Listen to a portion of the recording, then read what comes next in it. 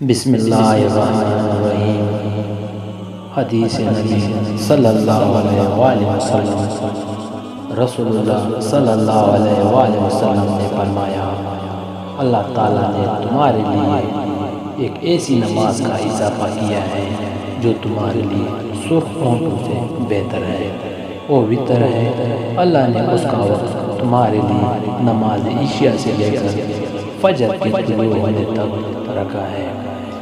رسول اللہ صلی اللہ علیہ وآلہ وسلم نے فرمایا، جو چیز تمہیں شک میں ڈالے اسے چھوڑ کر اس چیز کو اختیار کرو وہ شک میں نہ رہے۔ رسول اللہ صلی اللہ علیہ وآلہ وسلم نے فرمایا، بے شک اللہ تعالیٰ ایسے بندے کو پسند کرتا ہے جو پرہیزگار لوگوں سے بے نیاز اور گمنام ہو۔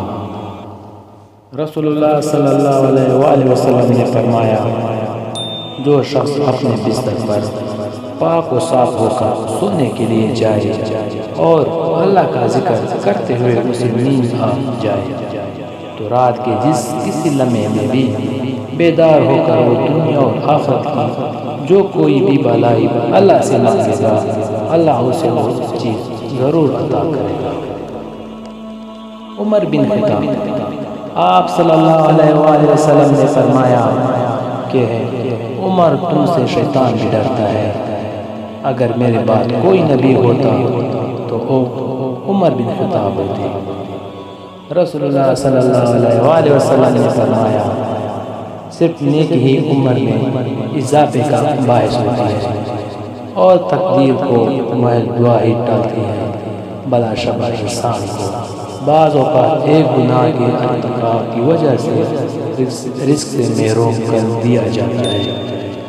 رسول اللہ صلی اللہ علیہ وآلہ وسلم نے فرمایا، جس نے مجھے خواب میں دیکھا تو کسی دن مجھے بیداری میں بھی دیکھے گا اور شیطان میرے صورت میں نہیں آ سکتا۔ رسول اللہ صلی اللہ علیہ وآلہ وسلم نے فرمایا، سب سے بہتر اور افضل صدقہ یہ ہے کہ کوئی مسلمان علم دین سیکھے پھر اسے اپنے مسلمان بھائی کو سکھائے۔